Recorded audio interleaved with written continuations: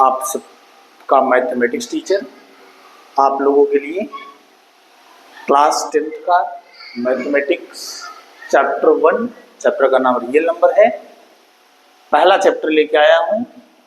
आप मेरे चैनल को सब्सक्राइब करिए, बेल आइकन दबाइए और ज़्यादा से ज़्यादा लोगों के साथ जुड़िए।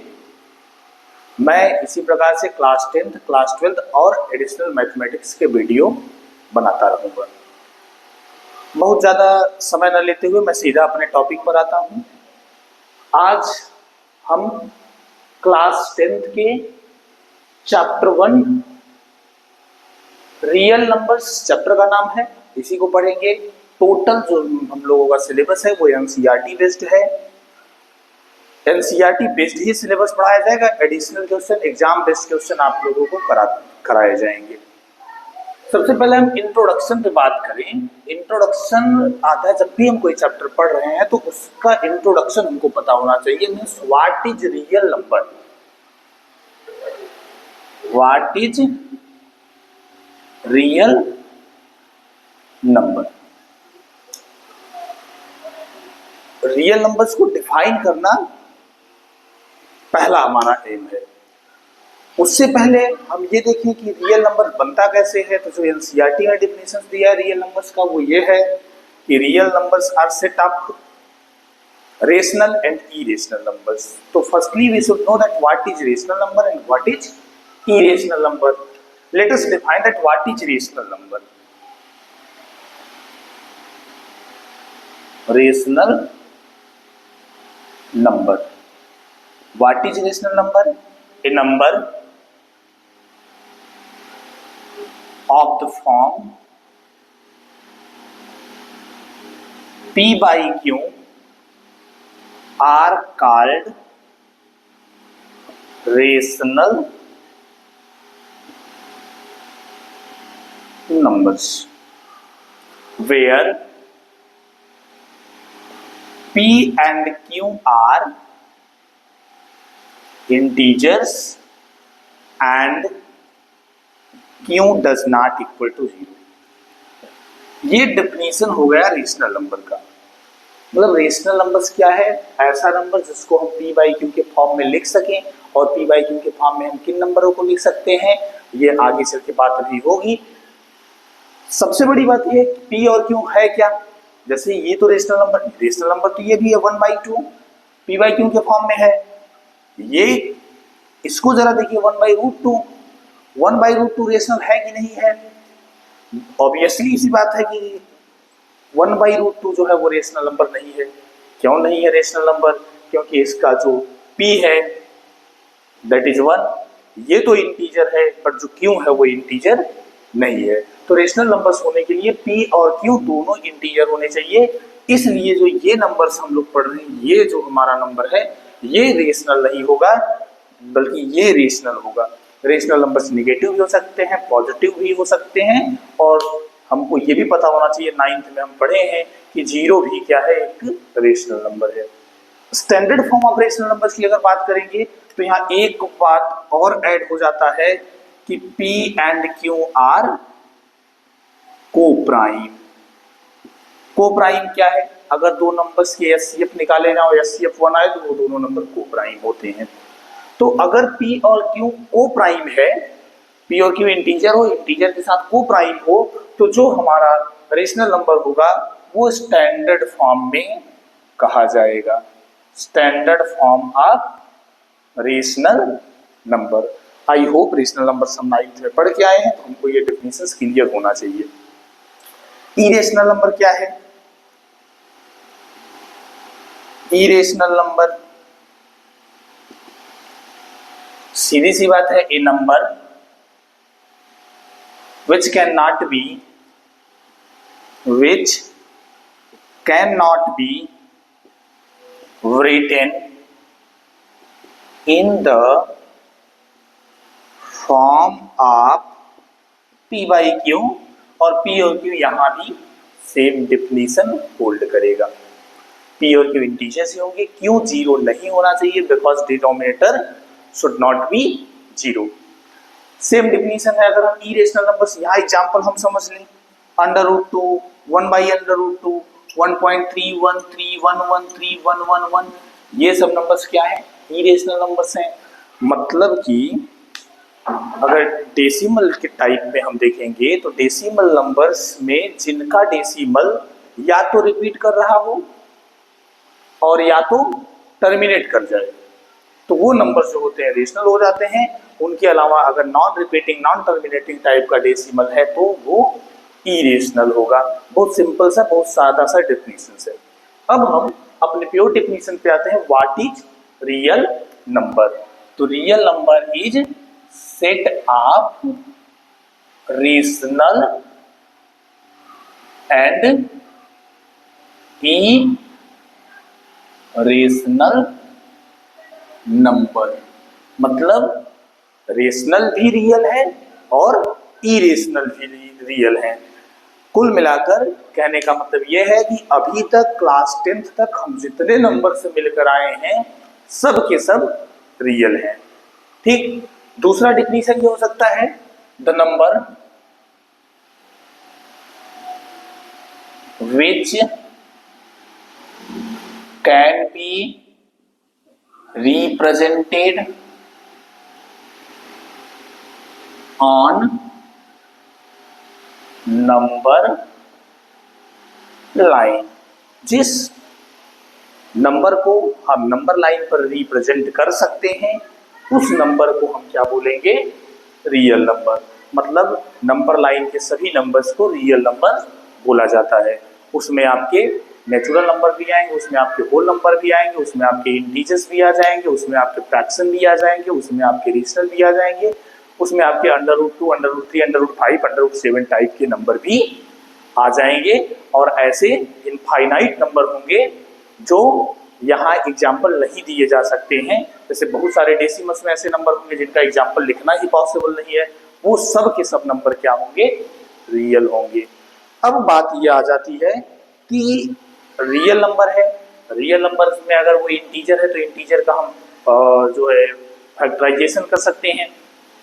तो सबसे पहले हम आज रियल नंबर के डेफिनेशंस के बाद अगला टॉपिक जो हम सीखेंगे वो ये होगा prime factorisation. Prime factorisation of numbers. Numbers का प्राइम फैक्टराइजेशन। प्राइम नंबर क्या होता है? The number which have two factor only that is 1 and itself. ऐसे नंबर जिनके पास केवल 2 फैक्टर्स हो वो नंबर और 1, इनके अलावा अगर कोई फैक्टर नहीं है तो वो प्राइम नंबर हो जाएगा। प्राइम फैक्टराइजेशन का मतलब क्या है कि हमारे पास कोई भी कंपोजिट नंबर हो। कंपोजिट नंबर क्या है? प्राइम के अगेंस्ट जो नंबर आएंगे वो कंपोजिट हो जाएंगे, मतलब जिसके 2 से अधिक फैक्टर होंगे। जिन भी नंबर के मोर देन 2 फैक्टर होंगे वो कंपोजिट होंगे। तो जितने भी कोई कंपोजिट नंबर आता है, जैसे मान लेते हैं 24 अगर एक कंपोजिट है तो प्राइम फैक्टराइजेशन हमारे लिए नया नहीं है। प्राइम फैक्टराइजेशन हम जब से HCF और LCM निकालना सीख रहे हैं तब से हम प्राइम फैक्टराइजेशन को यूज कर रहे हैं। तो प्राइम फैक्टराइजेशन हमारे लिए बिल्कुल नया नहीं है। अब आते हैं प्राइम फैक्टराइजेशन देखते हैं। पहला प्राइम नंबर 2 है, क्या ये 2 से कटेगा?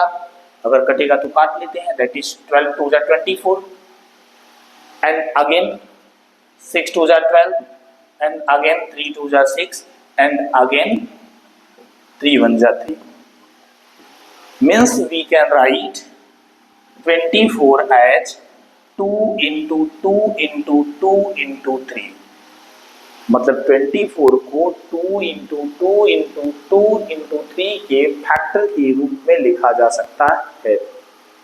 हमको ये पता है कि 2 प्राइम है, हमको ये पता है कि 3 प्राइम है।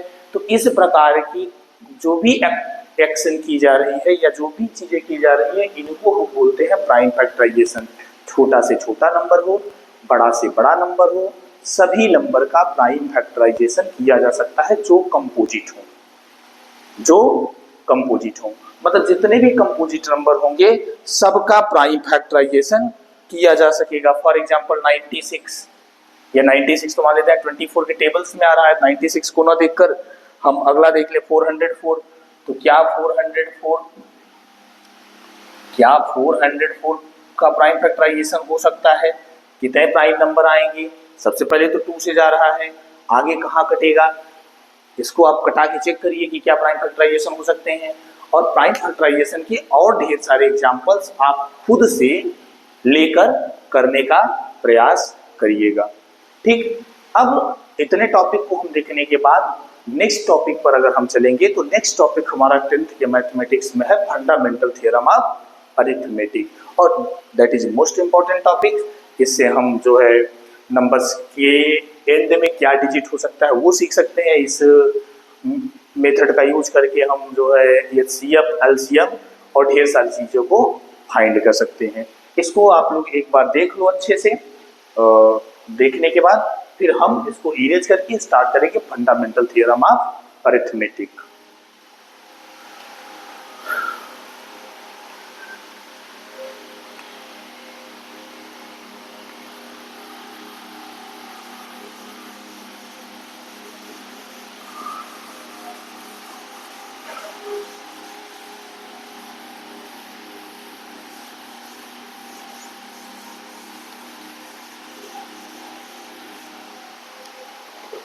लीजिए, अगला टॉपिक एनसीईआरटी का ही है, fundamental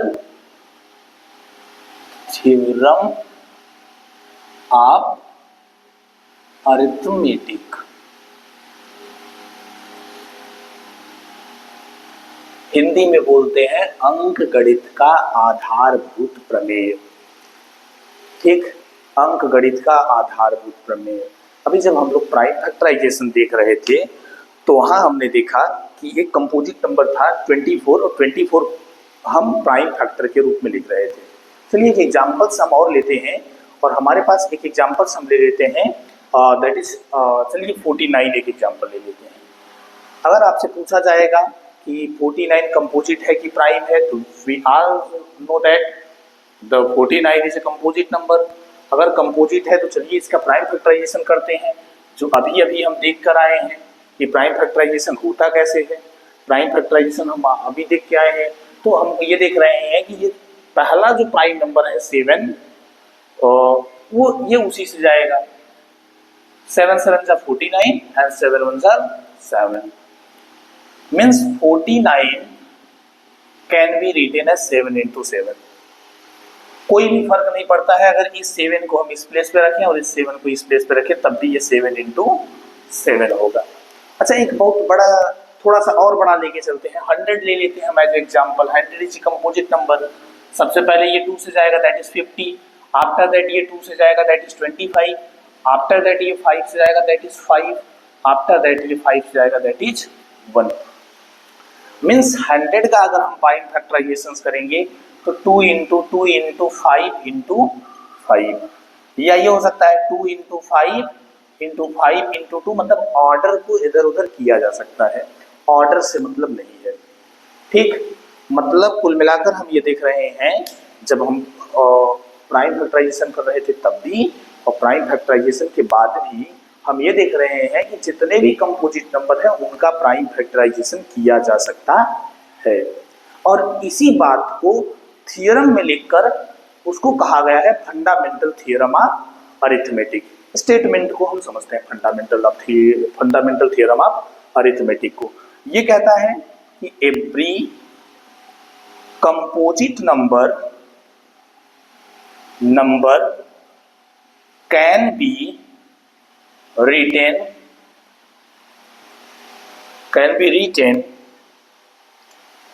in the factor of prime number.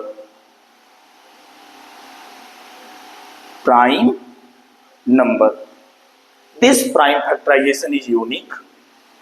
This prime factorization is unique apart from order। ये मैं अपने लैंग्वेज में लिखा हूँ, एनसीईआरटी के लैंग्वेज में डेफिनेशन थोड़ा सा अलग है, चीज वही है, आप चाहे जो लिखिए। उससे फर्क नहीं पड़ता है, बस मतलब हमको यहाँ समझना है। A pre-composite number, what is composite number? Composite number means which have more than 2 factor, जिसके पास 2 से ज्यादा फैक्टर है तो उनके और फैक्टर किए जा सकते हैं। Written in the factor, can be written in the factor, उनको लिखा जा सकता है। In the factor of the prime numbers, prime numbers होंगे यहाँ, प्राइम नंबर्स के फैक्टर्स के रूप में लिखे जा सकते हैं। ये जो प्राइम फैक्टराइजेशन होगा वो हमेशा यूनिक होगा, मतलब जैसे 49 का जो प्राइम फैक्टराइजेशन है ये 7 into 7 के अलावा दूसरा प्राइम फैक्टराइजेशन नहीं किया जा सकता है। 100 का जो प्राइम फैक्टराइजेशन है 2 into 2 into 5 into 5 के अलावा नहीं किया जा सकता है। अपार्ट फ्रॉम ऑर्डर, इधर उधर किए जा सकते हैं लेकिन जो भी होगा वो यूनिक होगा। जैसे हम 24 का देखे थे, या और बड़े नंबर का देखेंगे या और छोटे नंबर का देखेंगे, किसी भी नंबर का अगर प्राइम फैक्टराइजेशन देखा जाए तो वो हमेशा यूनिक होगा, ऑर्डर कुछ भी हो सकता है। फंडामेंटल थ्योरम ऑफ अरिथमेटिक्स यही कहता है। ठीक, अब एक बार फिर ओरली समझ लिया जाए। फंडामेंटल थ्योरम ऑफ अरिथमेटिक ये कह रहा है कि जितने भी कंपोजिट नंबर हैं उनको प्राइम नंबर के फैक्टर के रूप में ब्रेक किया जा सकता है। ये जो ब्रेकिंग होगा, ये जो फैक्टर होगा, ये उनको जो तोड़ा जा रहा है यह केवल और केवल एक यूनिक तरीके से तोड़ा जा सकता है, ऑर्डर मैटर नहीं करेगा। ठीक, ये हो गया हमारा फंडामेंटल थ्योरम ऑफ अरिथमेटिक। इसके हेल्प से हम लोग जो है एचसीएफ निकाल सकते हैं, एलसीएम निकाल सकते हैं और ढेर सारी चीजें निकाल सकते हैं। तो आइए कुछ एग्जांपल्स हम देख लें प्राइम फैक्टराइजेशन मेथड के हेल्प से एचसीएफ और एलसीएम को निकालना।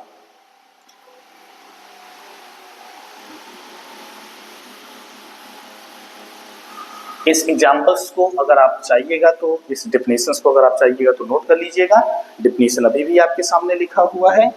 हम आते हैं, जैसे आपसे ये कर दिया जाए, find the HCF of 20 and 36, 20 and 36। Long division method से हम कई बार HCF निकाल चुके हैं। यहाँ लॉन्ग डिवीजन मेथड को हमको फिलहाल अभी यूज ही नहीं करना है, हम यूज करेंगे प्राइम फैक्टराइजेशन मेथड। चलिए, अगर 20 के प्राइम फैक्टर को हम देखें तो 2 into 2 into 5। ठीक, अगर हम 36 का देखें तो that is 2 into 2 into 3 into 3। HCF वो है जो दोनों में कॉमन हो, तो HCF क्या हो जाएगा, 2 into 2 that is 4। Prime factorisation method से इस प्रकार से HCF हम निकाल सकते हैं। और एग्जांपल हमारे एनसीईआरटी के बुक में हो सकता है 96 and 404। ठीक, इस डेफिनेशंस को हम इरेज करें।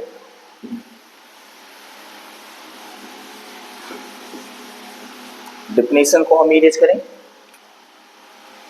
ठीक, अगर डेफिनेशन को हम इरेज करेंगे तो 96 and 404, हम आपको कहे थे 404 का जो है आप प्राइम फैक्टराइजेशन करिएगा। जस्ट जब प्राइम फैक्टराइजेशन बता रहे थे तभी 96 का भी प्राइम फैक्टराइजेशन और 404 का प्राइम फैक्टराइजेशन करिएगा। जो दोनों में कॉमन होगा वही आपका क्या हो जाएगा, HCF हो जाएगा। अगर हम ढेर सारे एग्जाम्पल्स यहाँ सॉल्व कराएंगे तो वीडियो लंबा हो सकता है, तो वीडियो को हमको शॉर्ट में रखना है, इसलिए ढेर सारे एग्जाम्पल्स को न सॉल्व कराते हुए हम फैक्ट्स को बताते हुए चल रहे हैं। लास्ट में 2 या 3 वीडियो में हम एनसीईआरटी के एक्सरसाइज को सॉल्व कर लेंगे। ठीक है, अब इसके दूसरे यूज क्या हो सकते हैं जो फंडामेंटल थ्योरम ऑफ अरिथमेटिक्स है। जैसे एक क्वेश्चन बनता है एनसीईआरटी में है, 2 क्वेश्चन है ऐसे, एनसीईआरटी में 2 है, आरडी शर्मा या और बुक्स में देखोगे तो ढेर सारे क्वेश्चन मिलेंगे। तो ये है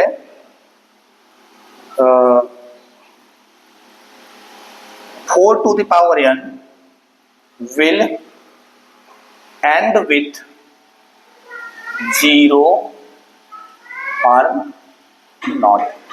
क्वेश्चन एग्जैक्ट सेंटेंस हमको नहीं याद है, लेकिन क्वेश्चन यही है कि 4 to the power n जो है ये 0 से एंड होगा या नहीं एंड होगा। आइए चेक कर लेते हैं कि ये 0 से एंड होगा कि नहीं होगा। अच्छा, 4 को हम क्या ले सकते हैं, हमारे पास है 4 to the power n, इसको हम लिख सकते हैं 2 into two to the power n, prime factorisation 4 का करेंगे तो 2 इंटू टू आएगा, मतलब इसको कुल मिलाकर लिखा जा सकता है 2 टू द पावर 2n। हम सभी को पता है इसको हम लिख सकते हैं 2 टू द पावर 2n। अब ये आप देखो कि एंड में जीरो होने के लिए हमको प्राइम फैक्टर में क्या क्या चाहिए। एक एग्जांपल हम लेते हैं, जैसे 10 के एंड में जीरो है तो इसके प्राइम फैक्टर में 2 और 5 है। 50 अगर आप देखोगे तो ये हो जाएगा 2 इंटू टू इंटू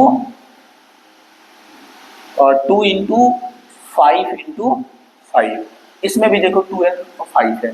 अगर एक हम और ले लें, 100 ले लें या कोई भी ले लें, जैसे 90 ही हम ले लेते हैं तो 90 हो जाएगा आपका 2 इंटू 90 का प्राइम फैक्टराइजेशन कर लेते हैं 2 45, फिर 3 15, फिर 3 5 और फिर 5, इसमें भी आप देखोगे 2 और 5 आएगा।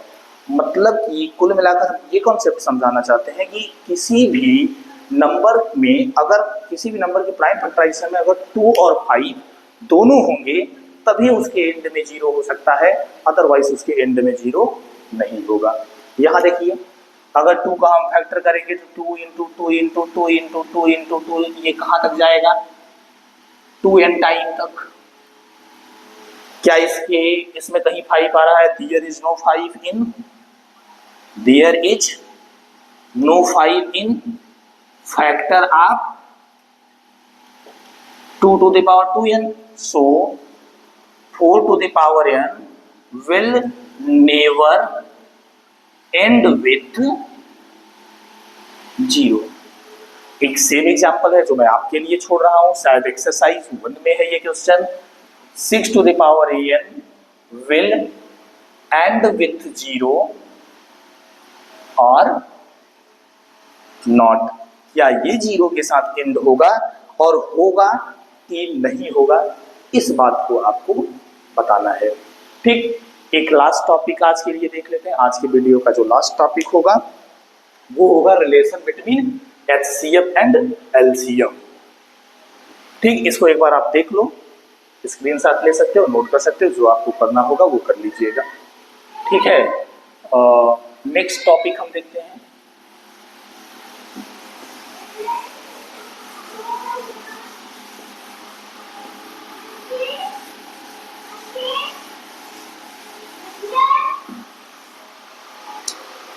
रिलेशन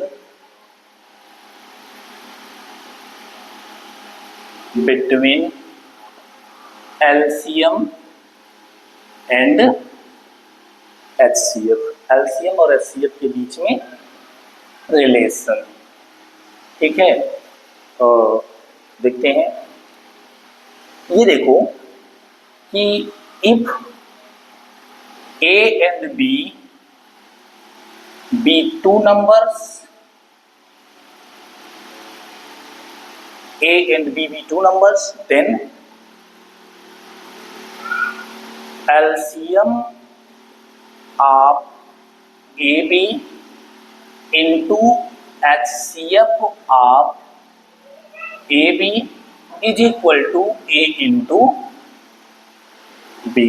मतलब कि दो नंबर का LCM और HCF का प्रोडक्ट उस नंबर के प्रोडक्ट के इक्वल होता है। फॉर एग्जाम्पल, एक एग्जाम्पल हम ले लेते हैं। फॉर एग्जाम्पल अभी हम लिए थे एक नंबर A इज इक्वल टू 20 लिए थे, शायद B इज इक्वल टू 36 लिया गया था। इसके अकॉर्डिंग अगर हम देखेंगे तो ये HCF हम निकाले थे, HCF शायद 4 आया था। LCM क्या होगा? What will be the LCM? LCM क्या हो सकता है? अगर हम देखेंगे जब भी हमको प्राइम फैक्टराइजेशन मेथड से HCF और LCF दोनों निकालने के लिए कहता है तो हम HCF निकाल लेते हैं और इस आइडिया को यूज करके हम तुरंत LCM निकाल लेते हैं। अगर इस प्रकार से हम यूज करेंगे तो हम देखेंगे कि LCM इंटू HCF फार्मूला ऊपर है, फार्मूला दोबारा राइट नहीं करते हैं। हम देखेंगे कि LCM को अगर हम x ले लें, that is x into 4 is equal to 20 into 36। 4 की साइड चेंज कर दो, दैट इज 20 इंटू 36 बाई 4। ठीक है, ये हो जाएगा 9 और x इज इक्वल टू आ जाएगा 180। ठीक है, ये हो जाएगा आपका एलसीएम। आपके एक्सरसाइज 1 जो एनसीईआरटी का एक्सरसाइज 1 है उसमें ये जितने भी टॉपिक थे वो सभी बताए जा चुके हैं। कुछ एग्जाम्पल मैं अपने तरफ से बताने का प्रयास किया हूँ, कुछ आप अपनी तरफ से करने का प्रयास करिएगा। ठीक है, जो भी चीज़ें हैं एक्सरसाइज 1 के सारे क्वेश्चन आप करने के प्रयास करिएगा। सारे टॉपिक बताए जाने के बाद at the end of the chapter हम लोग 2 या 3 क्लास में एक्सरसाइज के क्वेश्चन को सॉल्व कर लेंगे। अब ये हम टॉपिक और टॉपिक से रिलेटेड एग्जाम्पल्स पर डिस्कशन कर रहे हैं। आज की वीडियो में बस इतना ही। अब हम वीडियो को एंड करेंगे और आप लोगों से ये रिक्वेस्ट रहेगा कि चैनल को प्लीज़ सब्सक्राइब करिए। जैसे ही सब्सक्राइबर की संख्या ज़्यादा होगी, यदि मेरा जो है चैनल कल ही बना है, तो जैसे ही सब्सक्राइबर की संख्या ज़्यादा होगी वैसे ही हम लाइव आकर पढ़ाना शुरू करेंगे। और लाइव आएंगे, नए नॉलेज के साथ आएंगे, नए ज्ञान के साथ आएंगे, नए तरीके से मैथमेटिक्स सीखेंगे, विथ जॉय मैथमेटिक्स सीखेंगे। और एकदम साइकोमैथ में जो नाम के अकॉर्डिंग चीज़ें उस अकॉर्डिंग हम मैथमेटिक्स को सीखेंगे। आज के लिए बस इतना ही, धन्यवाद।